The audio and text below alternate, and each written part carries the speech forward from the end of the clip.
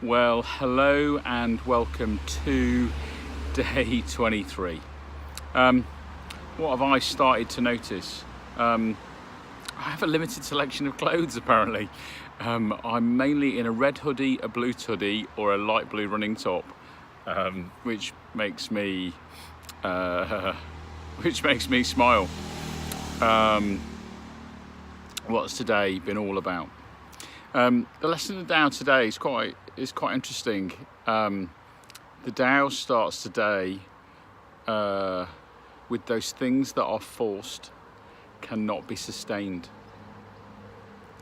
And that is a really powerful statement. I've connected with that in many different ways. Those things that are forced can't be sustained, or eventually will break. It's not natural. And once again, there's a revisiting of an idea, is that all things that start will stop. Is that from the second something is conceived, it's continually on its way back to the source of wherever it came from. From the moment we're born, we are, inevitably going to die. When flowers and plants grow, they don't carry on indefinitely, but that doesn't mean to say that we can't enjoy them while they are here, while they exist. I'm sure we've all seen those things on Facebook and YouTube and different places, buildings that were forgotten. As the jungle and the world just reclaims them back, is that everything ultimately decays, and that is a beautiful thing. That is a beautiful thing. There was a time in my life when I think I wanted to maintain myself as a 24-year-old. Don't know why 24, just probably because some of the stuff I was doing around that time felt pretty cool for a period of time. But if I'd have maintained myself fixed in that place in that time, the amount of force and effort just to maintain that now as a 47-year-old man wouldn't have been sustainable. And there are so many moments that I would have missed out on. So many moments, like, as a 24-year-old, I didn't have children, and I do now, and they're just two incredible people. I wasn't married, and I am now. I was still in the Royal Navy, and I'm not now. And all these amazing opportunities and these things that I get and I connect with, and these lovely moments. So actually, although I am decaying, I've just been for a run, and that's fairly evident that I'm steadily decaying. But what a beautiful day to be outside, to do the things that we do. The big thing that struck me about those things that are forced can't be sustained, and Wayne in the book uses the metaphor of the wind, is that even the biggest typhoon or the biggest hurricane eventually subsides. So there's a few things in that really acted as a metaphor for me today. Is that one is, things pass, everything passes. The passage of time, the pain. In 6 months from now, my life will be totally different. I say totally, I don't really know what I mean by that, but I'll have different thoughts. There'll be different things that I will have learned. There'll be different experiences. I will have met different people, maybe hundreds of people, if not thousands of people. And that trying to maintain something as it is requires a colossally, steadily bigger force to be able to keep ourselves in a place and a space. So why not just go with the flow, enjoy it. I wonder though, and it resonates with me for a lot of the people that I've coached over the years, is how many of them are trying to force themselves and the colossal amount of energy to be something that they're not, even just on a small level, to please people, to respond, to react, and that actually ultimately applying force to something for a long enough period of time, it will do it damage, it will break it. And And maybe that's why we end up in places and spaces where we need to have some support to be able to find our natural rhythm, find our natural flow again.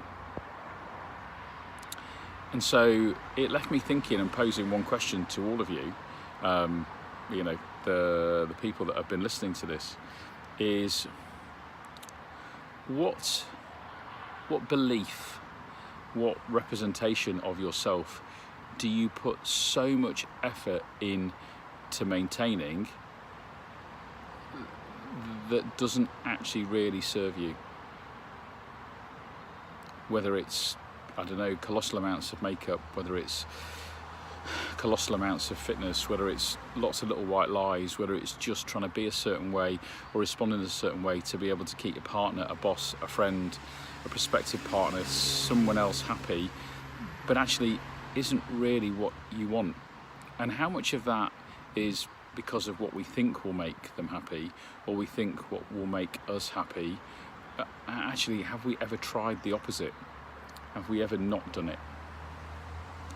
And I wonder sometimes just how much energy is expended in the world each day in people trying to keep themselves the same.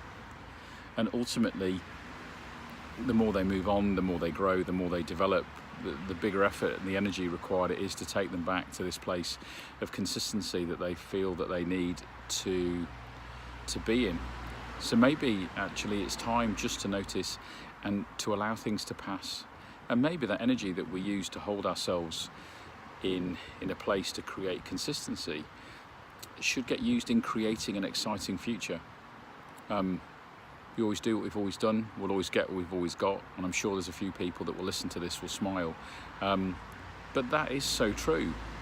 So if what we've always got isn't necessarily working, isn't very easy, isn't ultimately happening in the way that we'd like to, why not do something different? Why not just allow ourselves to go with the flow and just to notice? And just to notice. When I teach people how to canoe, kayak, there's a phrase that we use with some more advanced paddlers, and it's known as coaching the glide phase. And it's a little bit about what I talked about yesterday. It's about noticing the spaces in between things. When we're doing nothing and we're not actively participating in using energy to push anything in any one direction, including ourselves, and we're just going with the flow, where do we go to? Because more than likely that's the cool place, that's the good place, that's the place that we are destined to go to. And I think once we get over this idea that doing nothing is lazy and not being driven every 2 minutes means that somehow we're automatically going to live in the world of the opposite, what I've noticed in my journey in the last 23 days now is just how incredibly productive I have been, how much more I've achieved, how many more meaningful conversations I have had with people, how I've connected with people in a way that has been rich and exciting. And it's not that it wasn't before, but it just feels as though there's a new depth to it now. Gandhi used a great phrase, and I'm sure he didn't really say it, but he said something similar, which was, everyone should meditate 20 minutes twice a day, unless you don't have enough time, and then you should meditate for an hour. We've always got enough time to force ourselves to do something wrong twice, but we never seem to have enough time to do it right the first time.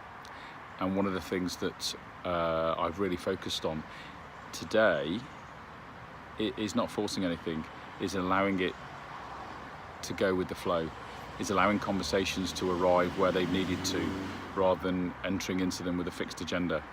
Because actually, on reflection, everything that needs to be talked about has been talked about, and so much more. And the conversations I've had today, I've definitely been involved in talking with some really lovely people today. Really some people that are quite special, I think, in this world. Certainly from my perspective anyway. And those conversations have been rich and harmonious and meaningful, and have added a level of depth to my life. Whereas I think if I'd have gone with a forced agenda, or to meet the agenda of what needed to be said, then we'd have missed an opportunity to connect in a different way at a different time, and invest in the relationships in a different way. So, I don't know, it seems like a no-brainer. Achieve everything you need to, go with the flow, because it is just the gift that keeps on giving. See you in day 24, folks. Bye.